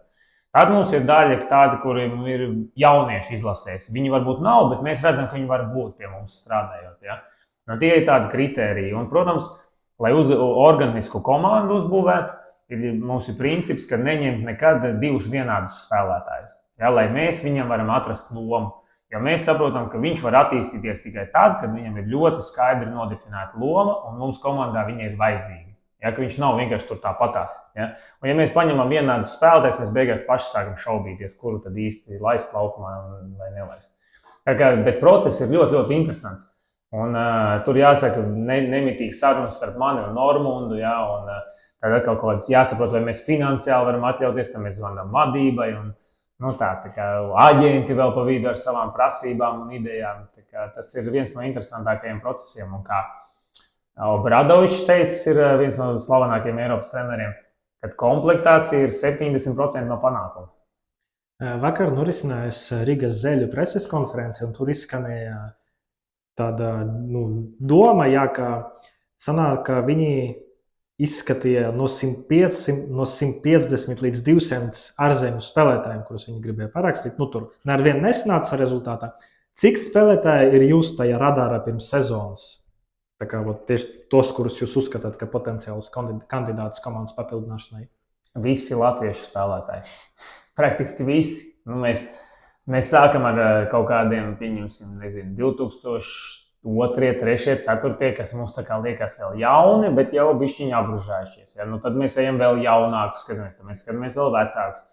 Pienāk jau augusts, tad mēs jau sākam skatīties, kas ir no, piemēram, tā kā Ervins Jonāts, viņš šobrīd bija bez darba, mēs viņu tā kā esam piesaistījušies uz periodu kaut kādu. Ja? Redzēs, vai viņš nostiprināsies komandā vai ne. Tā kā es teiktu, mums pirmais ir, es nevaru nosaukt, cik latviešiem ir, mums ir sarakstā ar izlasi, mums ir ap 60 spēlētājiem, bet tie jau ir tādi jau kaut kur arī spēlē, plus daļa no jaunajiem. Mēs tiem 60 piesummējam kaut kāds vēl klāt, bet mēs, protams, ka neskatāmies gražulu. Tas nav reāli, mēs viņus svītrojam ārā. Mūsu loks joprojām ir visi latvieši jaunie vai tādiem, kuriem vajag kaut kādu atspērienu punktu. Kā notiek tas process? Jūs skatāties video, jūs zvanat, vācat kaut kādu viedokli par šo spēlētāju? Par latviešiem tas ir vienkāršāk. Tu, principā, viņus jau esi redzējis kaut kur, ja, un mums bija tā interesanti. Mēs jau vairākus gadus gribējām Krišu Helmanu dabūt uz Liepāju. Viņš šobrīd Vācijā, Bundeslīgā spēlē, bet kaut kā liekas, ka mēs viņam varētu iedot to trampolīnu, ja, atspērties. Tad mēs viņa spēles, piemēram, paskatījāmies Vācijā, kā viņam tur iet, pasakojamies. Tāpat tā Kristaps Ķilps tagad mums pievienojās. Mēs skatījāmies Vācijā, tur spēles, cik bija iespējams. Sazvanījāmies ar viņu pašu, jo Kristapa gadījumā mums bija ļoti svarīgi saprast viņa motivāciju, jo viņš pats izlēma doties prom no Vācijas. Ja, lai gan tur kaut kāda finanšu apstākļi, laikam sadzīve bija ok, bet viņam neapmierināja treniņu procesu. Un viņš izstāstīja savu redzējumu. Tā ir tāda kopējs darbs, tu skaties video, tu sazvani spēlētāju, tu aprunājies ar aģentu. Tādu plašāku informāciju par viņu raksturu mēs neievācam, jo mēs praktiski viņu zinām, šos latviešu spēlētājus. Ja ir par ārzemju spēlētājiem runa, tad gan ir savādāk. Tad tu skaties ļoti daudz spēles, ļoti daudz varbūt uzvani treneriem, iepriekšējiem klubiem, ja viņš kaut kur ir atlaists, kāpēc viņu atlaida. Tā. Vai šajos gados ir bijis Liepājā kāds spēlētājs, kuru jūs piesaistījāt, un tad pēc tam jūs varbūt sapratāt, ka īsti, ka jūs kļūdījāties, izvērtējat to pienesumu, to lomu, ko viņš varētu sniegt tomēr, varbūt bez uzvārdiem, bet vienkārši vai bijuši tad gadījumi vai ne? Mums bija pagājušā sezona, mums bija tas brīdis, kad pie mums pievienojas Dāvis Geigs, bet viņš bija uz kaut kādu, viņam bija atrunāts, ka viņš ir atvērtais līgums. Un vienā brīdī mēs pēkšņi uzzinājām, ka viņam ļoti labs piedāvājums no Islandes, mēs viņu nevarējām pārsolīt, un viņš devās prom, un Kārlis Žunda mums bija traumēts, un mēs ātri mums tur piedāvāja Ukraiņu vienu spēlētāju. Un mums uz īsu periodu, pagājušas sezonas, tas bija uz nedēļām, 2, laikam pievienojas viens Ukraiņu spēlētājs. Mēs tur tā kā ievācām to info, likās ok, bet tā arī beigās neiedzīvojās mūsu komandā. Tā gadās, tas ir normāls process komandā. Bet man liekas, ka par šiem gadiem tas nav vienīgais tāds. Kā izveidot konkurētspējīgu komandu no tiem 12? Tā random čaļiem tas sāka, jo principā jau savāds sastāvu, ja? Un tad sezonas beigas sanāk tā komanda, viņam pagājušā sezona, kur spēlēja gan kausa fināla, gan izcīnīja to bronzu. Kā jums tas izdevās? Pirmkārt, pagājušās sezonas mums izdevās noturēt tādas svarīgas figūras. Ja? Un tas ir vienmēr ļoti svarīgi, ka tu komandu nebūvēs vienu sezonu, bet uz 2-3 sezonām. Un tā kā, piemēram, Ogre. Kāpēc Ogre visu laiku ir starp medaļu pretendentiem? Jo viņam kodols visu laiku ir. Viņam vietējie spēlētāji, viņi tur to kodolu. Mūsu gadījumā arī bija pirms pagājušās sezonas Renārs Birkāns un Kārlis Šiliņš. Ja, spēlētāji, kuriem principā komanda veidojas, Žunda, Kārlis, ja, viņi ir tāds kodols, kuriem pielasījām klāt interesantus papildinājumus, teiksim tā. Bet vēl viena ļoti tā ir komplektācija noteikti. Un otrs, un komplektācija nāk līdz to, ko mēs runājam par tām lomām, ja, kad tu paņem spēlētājs, kas nepārklājās ar savām spējām. Un ļoti svarīga lieta ir līderība. Manuprāt, tas ir jebkurā organizācijā, un basketbols nav izņēmums. Ja? Un te nav runa par treneri, te ir runa par ģērbtuvi arī, runa par laukumā, par līderību, uzņemties atbildību grūtajos brīžos, uzņemties atbildību pateikt varbūt līderim, tādam, kurš ir laukumā līderis, bet viņam arī pateikt kaut kādu aizrādījumu. Un nest stāju kaut kādu komandas, ja, ģērbtuvēs kaut ko pateikt. Ja, un lai tas nav tā vienkārši kaut kādi stulbi vārdi, vienkārši jauno spēlētāju paņem, viņš nenoķēra bumbu un tagad es viņu skaldīšu. Ja. Līderībai mēs pievēršam ļoti lielu uzmanību, un tieši tāpēc es tev minēju par Kristapu Miglinieku un Robertu Freimanu, kuri, manuprāt, nes šo pieredzējušu līdera tēlu. Ja, kas palīdz jaunajiem spēlētājiem un komandai attīstīties ja, tādā dinamiskā un tādā sakārtotā veidā. Tā ir vēl viena lieta. Es nevaru vēl nepieminēt kolēģis. Ja. Es viens pats kā galvenais treneris esmu nekas bez saviem kolēģiem. Ja. Fiziskais treneris, asistenti, fizioterapeiti. Tā ir ikdienas. Tik, cik mēs kopā teicu pa telefonu, WhatsAppā čatojam un runājam. Es domāju, ka sievas mūsējās nesaņem tik lielu uzmanību, kā mēs viens no otra. Vai to līderību var iemācīt, vai ar to var tikai piedzimt? To var iemācīt. Ir daļa, kaut kādas ir dieva dotas, kaut kādas tādas īpašības, kas vienam to palīdz vairāk izdarīt, vienam tas ir grūtāk. Bet es esmu sapratis, ka var daudz ko arī iemācīties par līderi. Jo es paskatos uz sevi, esmu daudz ko arī izkopis. Es godīgi teikšu, es pamatskolā biju viens no tādiem kautrīgākajiem, klusākajiem un es pat teiktu ne pat klusākajiem, bet tādiem nepārliecinātākajiem puišiem. Ja? Un tikai satiekot pareizos cilvēkus, man tētis ar māmu daudz ir palīdzējuši. Lasot grāmatas, ja, esmu izkopis kaut ko tās īpašības, kas man palīdz būt par treneri. Ja, un tāpēc es ticu tam, ka daudz ko var iemācīties. Citam tas ir grūtāk, vieglāk, ja, jo talanta līmeni, tas katram mums ir savā jomā, ja, bet līderība ir apgūstāma. Ja mēs atgriežamies pie pagājušās sezonas, tas, kas tika sasniegts kausa fināls un bronza, tas ir maksimums? Es teiktu, ka tuvu tam. Ļoti tuvu tam pie tā budžeta un mērķiem, iespējām, kas mums ir. Vai mēs varējām pagājušajā būt finālā? Es domāju, ka varējām. Mēs bijām vadībā pret VF 2-0 pusfināla sērijā, un tas bija kaut kas tāds, pat tagad vēl atskatoties atpakaļ, tas bišķi neticams kaut kas. Un tur arī daudz apstākļu sakritību, jo pirmajā spēlē viņi varbūt nebija noskaņojušies. Otrā spēle pēkšņi viņi paši bija ielikuši Daugavpilī, un tas nostrādāja viņiem par sliktu beigās. Ja, un daudzi mums varbūt pārmet par to, ka tajā trešajā spēlē mēs atvērām otru tribīni Liepājā, un ka tas radīja pārāk lielu spiedienu spēlētājiem. Un es šim argumentam pilnīgi nepiekrītu, jo es domāju, ka kad mēs to otru tribīnu vērtu vaļā, kad spēlētājiem ir jājūt tas spiediens, ja, un treneriem un visam tā ažiotāži. Es domāju, beigās viss notika, kā notika. Tā sērija mums daudz palīdzēja sagatavoties pret Ogri. Tā ir sērija.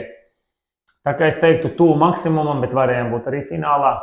Šogad viss sākas no jauna un jāpierāda sev no jauna, es domāju, katrā spēlē arī svētdien pret Latvijas universitāti.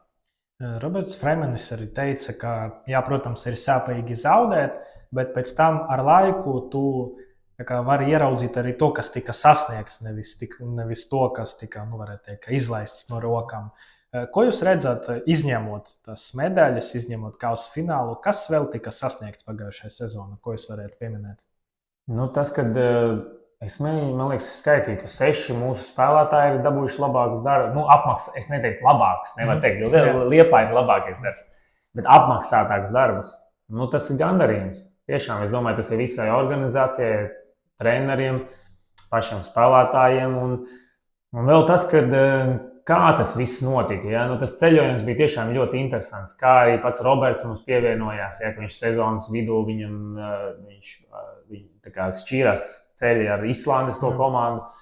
Tad pēc tam mēs reanimējām Kristapu Miglinieku, ja? Kurš spēlēja 2. divīzijā un bija amatieru basketbolists jau tajā brīdī. Kā Juris Vītols, kā jaunais spēlētājs, vai Ričards Vanaks, ja? Kā iekļāvās mūsu komandā, kā Šiliņš tur noperformēja, un tas viss kopā, kā tā komanda arī ārpus laukuma, kā mēs gājām kopīgās tajās peldēs, augstumpeldēs. Tā ir vēl viena lieta, īstenībā stresa mazināšanai un tādai, ko mēs praktizējam. Ja? Viss kopā, ja? Un arī mani kolēģi, piemēram, Kristis Pīternieks, Juris un Braško, viņi jau ir pretējās frontēs tagad, bet tad viņi bija kopā, mēs bijām, domājām, štukojām tur. Tas viss kopējais ceļojums. Kāds bija sarežģītākais moments tieši pagājušajā sezonā? Smagākais periods bija pēc 5 uzvaru sērijām sezonas sākumā. Mēs pēkšņi kaut kā visus, neviens no mums vispār preses konferencē pirms sezonas, kad notiek Latvijas-Igaunijas līga, pie manis kā treneri nepienāca neviens žurnālists. Pilnīgi neviens. Tur runāja ar Vēnspili, Vēfu, Ogri vai Lūpat. Neviens žurnālists man nepienāca klāt. Nevienam mēs neinteresējam. Un pēkšņi mēs sezonu sākam ar uzvaram Kalevu, Vēfu, uzvaram Kalevu. Tur aiziet uzvaru sēriju, visi tur mūs ceļ jau debesīs, ja, un tad bija tas, protams, reality checks. Pārējās komandas uztrenējās, paņēma papildinājumus, mums notraumējās Helmans, un mums tajā brīdī bija tik šaurs tas rotācijas loks, ka tas Helmaņa izkrišana bija dramatiski. Un tad tur sākās arī stresa situācijas, zaudējām Lū arī un tā tālāk. Tas bija tas grūtākais tiešām, bet pateikt paldies vadībai un paldies arī visiem iesaistītiem kolēģiem. Visiem mēs kopā to izturējām, atradām risinājumus, papildinājumus, bišķi pamainījām kaut ko un sezona beidzās izcili. Kā iedevās saglabāt to mieru tajā situācijā, lai neveiktu kaut kādus radikālus lēmumus? Tas jāprasa vadībai pirmkārt, arī viņiem, kā viņi, es domāju, ka nevienam tas nebija viegli. Un ne jau tāpēc, ka mēs zaudējām, bet tāpēc, ka mēs bijām tik augstu uzšāvušies un tik ātri kritām lejā. Zini, kā tu akmeni tā uzmet augšā, viņš tik ātri krīt atkal lejā. Tā bija tā sajūta tāda, bet tur bija ļoti loģiski izskaidrojumi. Sākumā mums bija ļoti sekls soliņš. Mums bija labi spēlētāji, laba komanda, bet ļoti šaurs tas loks. Un izkrītot vienam spēlētājam, tas ļoti dramatiski ietekmēja to mūsu spēli.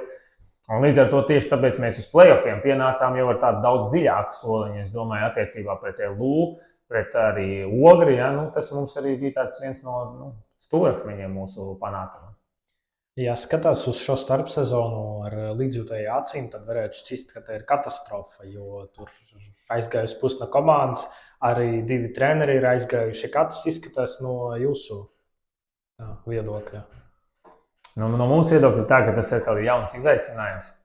Un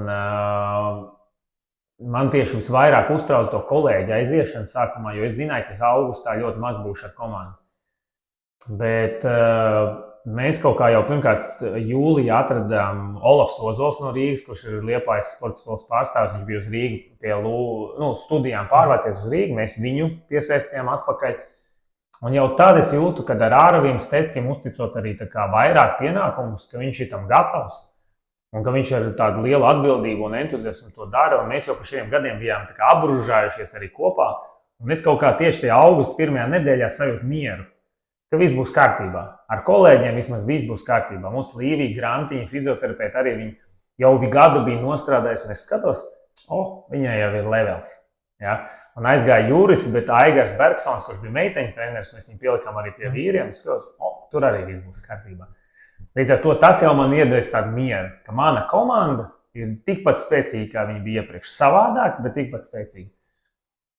Spēlētājiem, visādi gāja, un mēs domājam, kuru piesaistīt, kuru nē, un mēs jūtam, ka Šiliņu nekādīgi nevaram aizstāt. Nav.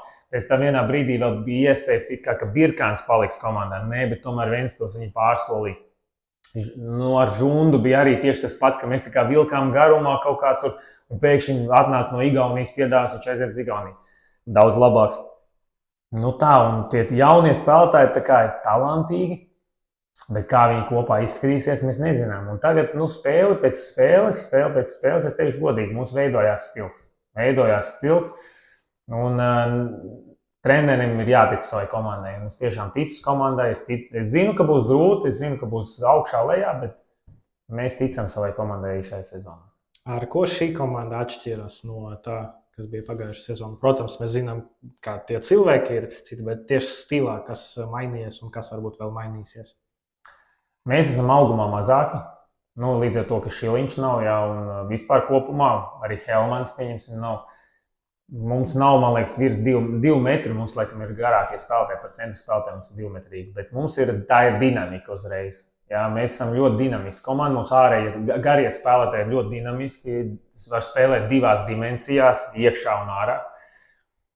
Mūsu mazie spēlētāji aizsargi ir fiziski. Jā, var sekt pa visu laukumu un radīt spiedienu uz bumbu un sisties cauri blokiem, kas bišķiņ lielāki ķermeņos tādi, jā. Un ļoti, īpaši 2001. gadi, mums ir tādi, un arī, es negribu nosaukt 1. gadi, vispār, aizsargi ir tādi mērķiecīgi.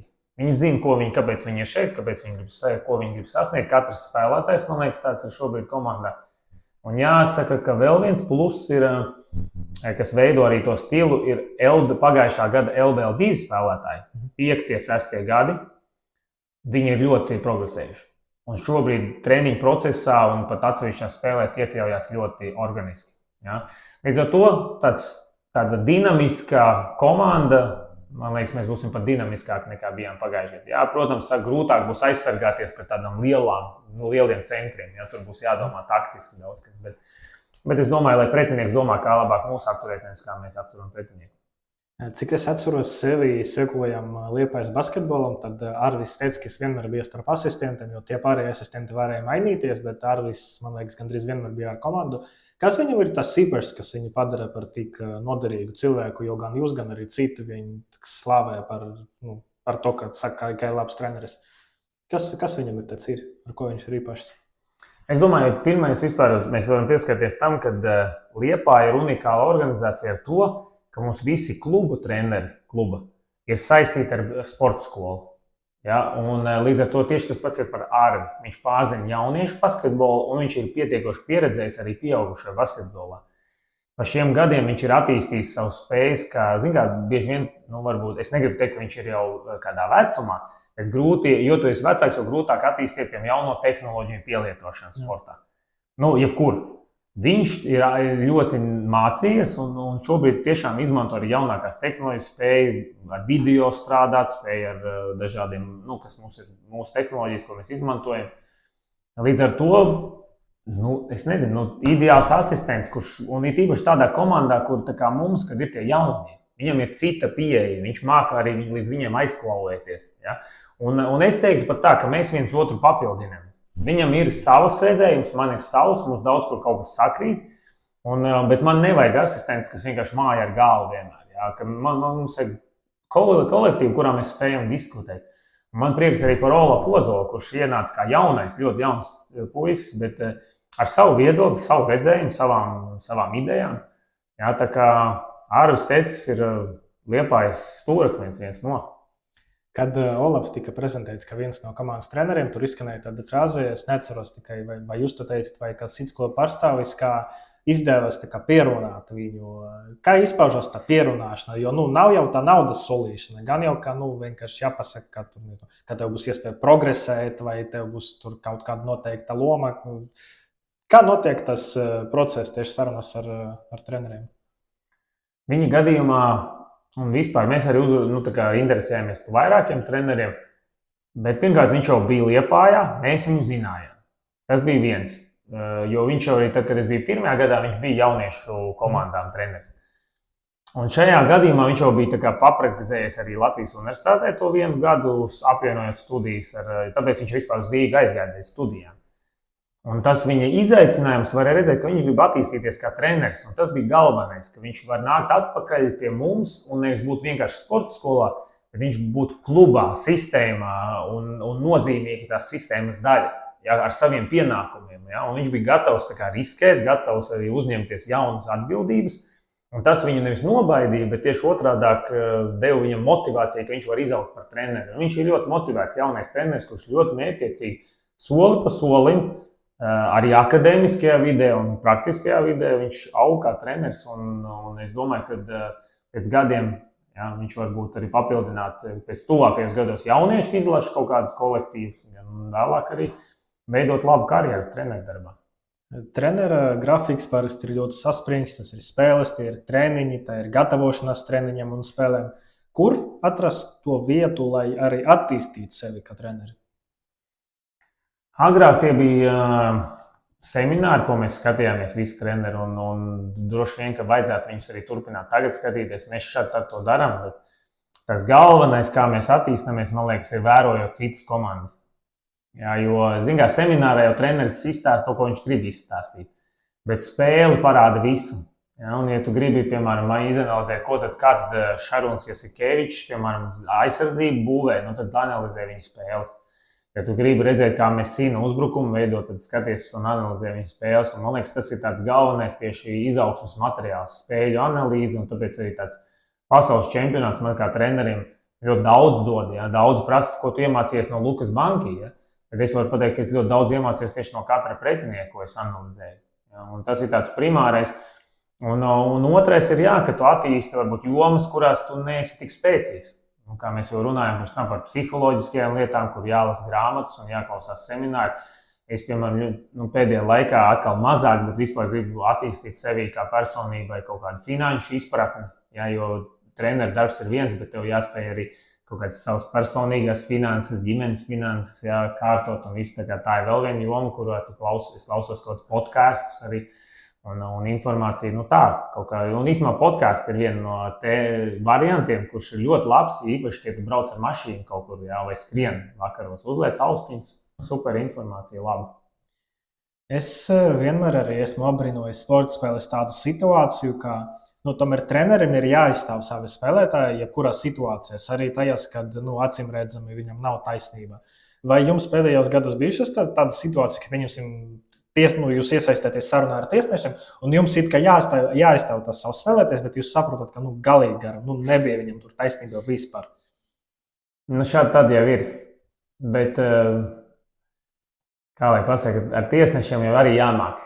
Īpaši ar tiesnešiem ir jāmāk runāt un jāuztver, manuprāt, arī viņu profesiju jāuztver ar cieņu. Ja?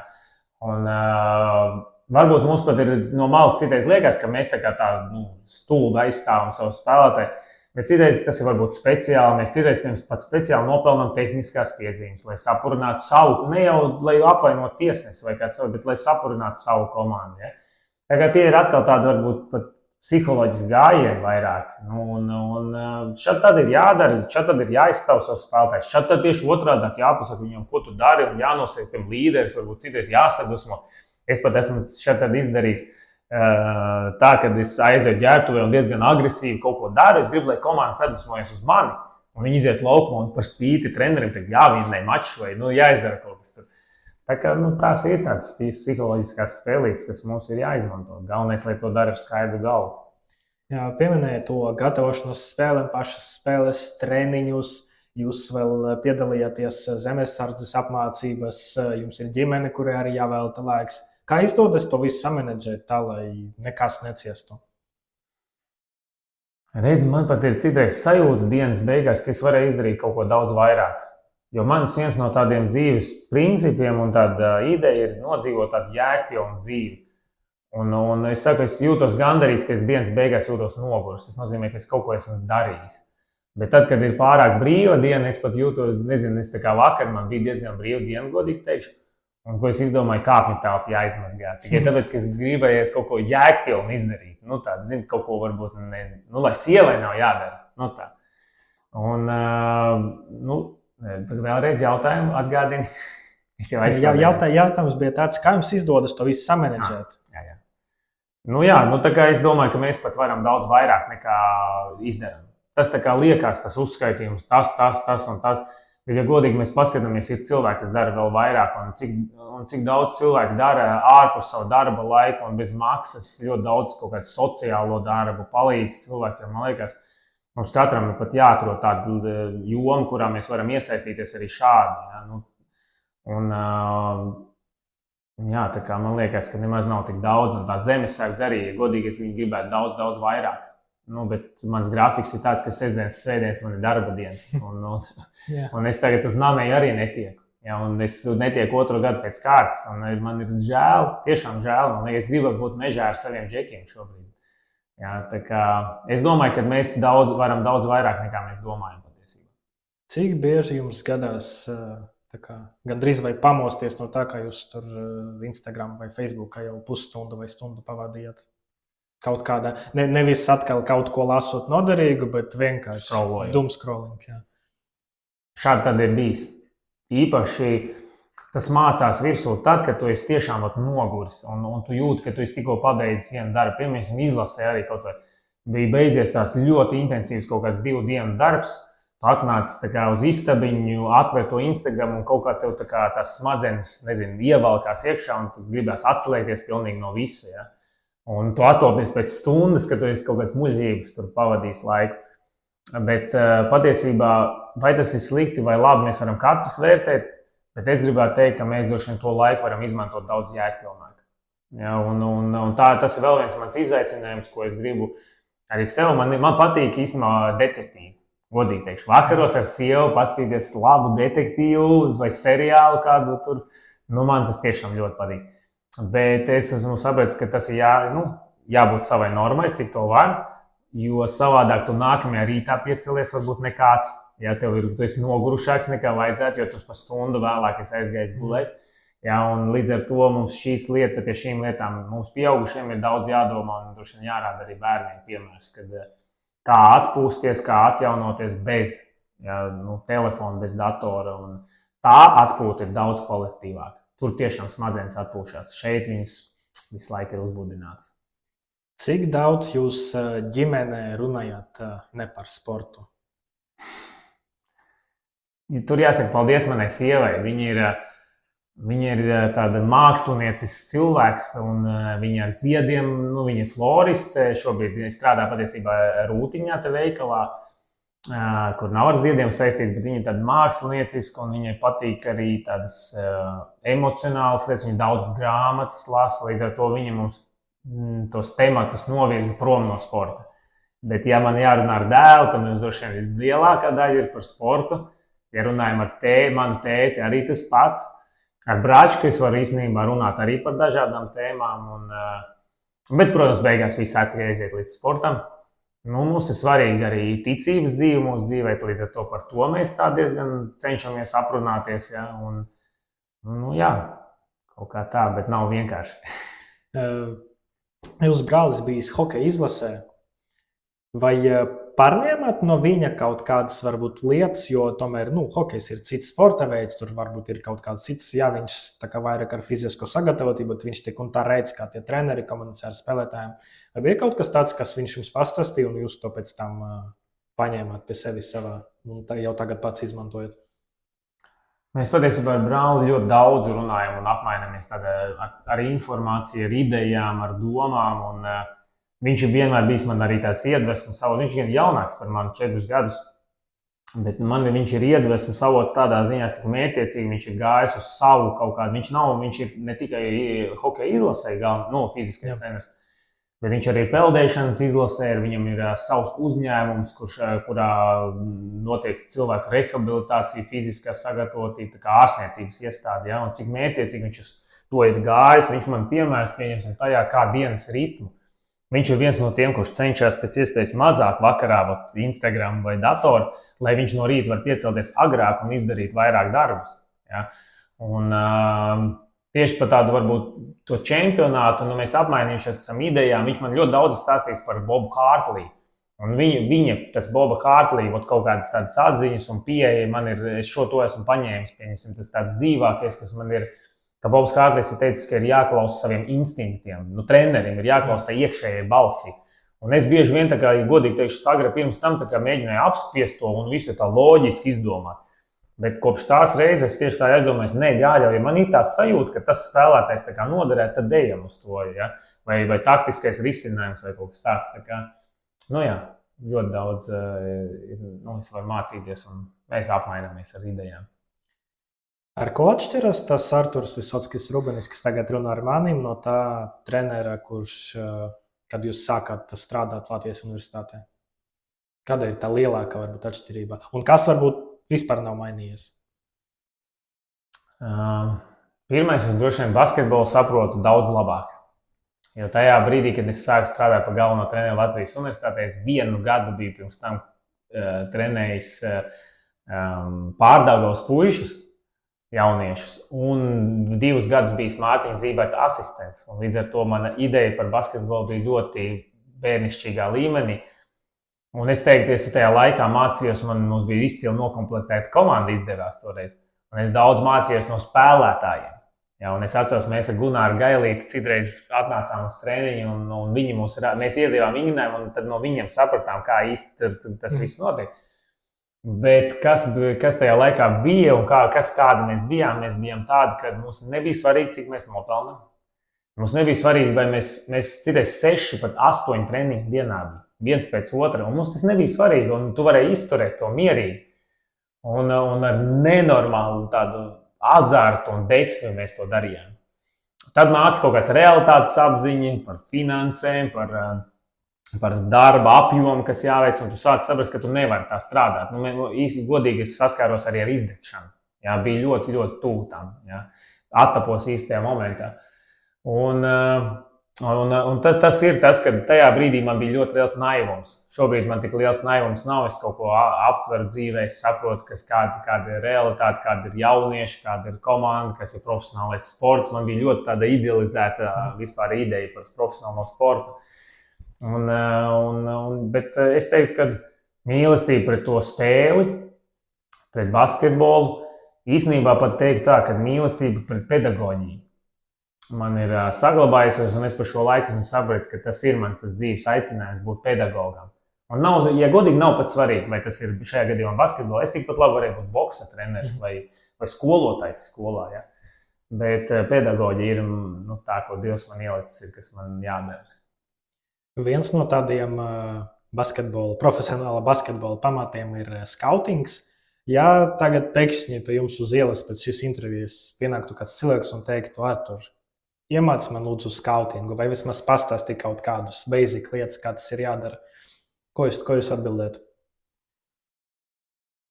Es atbildētu nopērc MacBooku, jo tas notiek mūsdienās viss caur šādu, caur datoru.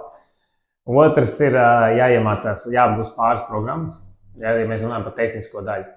Bet, ja godīgi, ja reālais skautings nav ciparos, ir ciparos, arī cipari mūsdienās kļūst aizvien svarīgāki un izmantojamāki, jo viņi ir aizvien precīzāki. Un mēs viņus arī Latvijas izlasē īstenībā ļoti daudz izmantojam. Bet skautingā ļoti svarīgi saprast informācijas, kā apkopot informāciju precīzi. Piemēram, kas ir vajadzīgs treneriem un kas ir vajadzīgs spēlētājiem, ko jāiznes līdz spēlētājiem. Kas ir svarīgs? Tu iedomājies, tu paņem VF komandu vai tu paņem Spānijas izlasi, tu tik daudz visa kā ir. Un tev saprast, kas ir svarīgs no tā visa daudzuma. Kas ir tās pāris lietas, kas izšķirs tagad to spēles likteni. Kas ir tās pāris lietas, kas mums jāiznes līdz spēlētājiem. Kas ir tās pāris lietas, kuras mums ir jāpatrenē treniņā. Ja? Un kuras mēs pasakām spēlētājiem, kuras mēs paturam pie sevīm. Tas ir reālais skautings. Ja mēs runājam par šo skautingu daļu, tur ir jāvajadzīgi gadi, lai saprastu to vispār basketbolu, lai saprastu taktiskos risinājumus, visu to informācijas daudz. Ja runājam tikai par tādu video sagriešanu, jā, nu, tad tas nav tik sarežģīti. Es domāju, arī tie, kas strādā pie televīzijās, viņi var izdarīt to. Ko ietver tas jēdziens basketbola saprašana? Ko nozīmē saprast basketbolu? Saprast basketbolu augstākajā līmenī ir izprast taktiku, jo tie varianti ir ļoti daudz. Saprast to, kas ir svarīgs un kas nav svarīgs, kā jau mēs tikko runājām. Saprast to metodiku, kā savu komandu pieņemsim. Tu gribi, lai viņi dara šo, kā līdz tam aizvest. Ja, saprast basketbolu nozīmē arī izskaidrot spēlētājiem, kāpēc mēs to darām. Ja, nevis vienkārši vingrinājam pēc, bet kāda ir jēga tam visam. Ja. Un atkal, ja par pretinieku runājot, kāpēc mums ir jāaptur tas un tas, jo tas ir svarīgi. Ja. Jo tas ietekmē viņu spēli, tas ir viņu spēles pamatā. Ja, un saprast basketbolu nozīmē īstajā brīdī paņemt minūtes pārtraukumu, saprast basketbolu nozīmē galotnēs pieņemt lēmumu par to, kādu pick-and-roll aizsardzību mēs spēlēsim. Ja, saprast basketbolu nozīmē sekot jaunākajām tendencēm, lai nav tā, ka tev ir kaut kāda pārsteiguma, pēkšņi kāds pret tevi kaut ko dara, un tādas šeit tad arī notiek, tas ir normāli tikai. Un kad varbūt ir jāiet uz priekšu, nu, ļoti daudz kas. Skaidrs, kā dzīve var iegrozīties dažādi, bet vai jūs redzat sevi pēc 10 gadiem, pieņemsim, Eirolīgas kluba vai Nacionālajā basketbola asociācijā? Ir divi ceļi, ko es redzu. Viens ceļš, vai varbūt trīs. Viens ceļš, es redzu, ka es labprāt, man ir pagarināts līgums uz vēl 1 gadu ar Liepājas universitāti, un pēc šī gada mēs varam skatīties ar Liepāju kopā, un varbūt es varētu palikt ilgtermiņā, ja mūsu domas sakritīs par tālākos darbību. Tas ir viens ceļš. Jo es redzu, ka te daudz ko ir vēl darīt. Un ja vadība un pilsēta ir gatava to, kāpēc ne? Jo ejot citur, es godīgi teikšu, šeit tas ir daudzas lietas, nevis sakārtotas, bet ir ļoti daudz iespējas kaut ko darīt, un tas man patīk. Otrs variants ir, es gribētu tiešām pamēģināt ārzemēs, bet es saprotu to, ka šobrīd kā galvenais treneris, tā mana auditorija varētu būt, piemēram, Spānijas 2. līga, ja galvenais treneris tur Vācijas 2. līga, ja, tādas varbūt augstākās līgas, tur apakšgala komandas. Ja. Tur, kur arī komandas varbūt uz attīstību strādā, vai tādas jaunas komandas, kas grib kaut ko tikko ienākuši tiem tiem augstākajā līgā un kaut ko mēģināt. Jo es vienkārši, tas mans profils tāds līdz šim ir bijis. Ja, un trešais tāds variants ir, iet uz top līmeni, bet sāk kā asistentam. Jā, un strādāt pāris gadus, mēģināt sev pierādīt kā asistents. Un tad gaidīt, kad nomet galvenā trenera un varbūt piedāvā vietu man. Bet, tas atkal pavisam cits lauciņš tāds. Jā, un noslēdzot šo sarunu, gribētu piedāvāt arī tādu bišķi filozofiskāku jautājumu. Ja tagad jums būtu jāuzraksta vēstulē sev 50-gadīgajam, ko jūs tajā uzrakstītu? Varbūt pāris teikumi, kurus noteikti tajā vēstulē iekļaut. Ļoti grūts jautājums. Es 50 gadīgs. Es drīz, pat vieglāk būtu uzrakstīt sev 20 gadīgajiem. Tas būtu daudz vieglāk, tad izskaidrot daudz ko, jo es gribētu 20 gados zināt to, ko es zinu tagad un saprast. Bet uzrakstīt sev 50 gadīgajiem. Nezaudēt, lai arī kas notiktu, nezaudēt mieru iekšējo. Jā, jo man liekas, tas ir svarīgākais, kā aptvert, kad, pirmkārt, ja es joprojām būtu basketbolā, ka basketbols tā nav smadzeņu ķirurģija vai kosmosa zinātne. Ja? Tā ir joprojām spēle. Un 50 gados es gribētu būt treneris joprojām, es gribētu.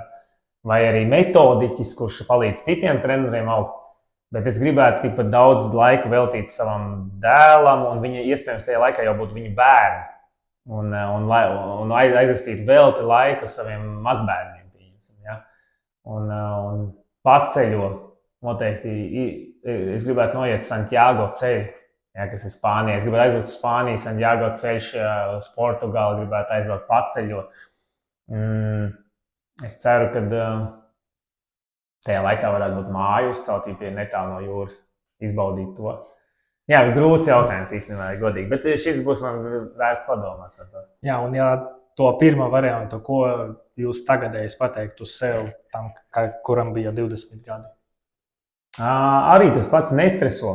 Jā, visam ir savs laiks. Tas ir pirmais, man liekas, jaunajiem cilvēkiem un arī sev kļūdas ir daļa no procesa. Man liekas, to es gribu arī dēlam saku un visiem pārējiem. Mēs tās jaunībā tās kļūdas uztveram šausmīgi tā emocionāli, ka tas ir viss pasaules gals un mēs neko nemākam. Bet patiesībā kļūdas ir ļoti normāla ceļa sastāvdaļa, galvenais no viņām mācīties, sakost zobus briežiem un nepadoties un iet tālāk uz priekšu. Un ja neizdosies būt par treneri, nekas, izdosies kaut kas cits. Un katram cilvēkam ir jēga šajā dzīvē. Katrs ir kaut kam paredzēts. Un nevienmēr mēs atrodam uzreiz to. Mana mamma savu profesiju atrada, es baidos samelot, 42 gados. Ja, viņa izmācījās par pavāru, viņa izmācījās par sociālo darbinieku, un beigās viņa izmācījās par medmāsiņu. Un saprata, ka medmāsiņa ir īstais viņas dzīves aicinājums. Ja? Un tas notika kaut kādos 42, 43 gados. Tā kā man arī nav pa vēlu profesiju nomainīt. Super. Paldies jums par sarunu. Paldies tev.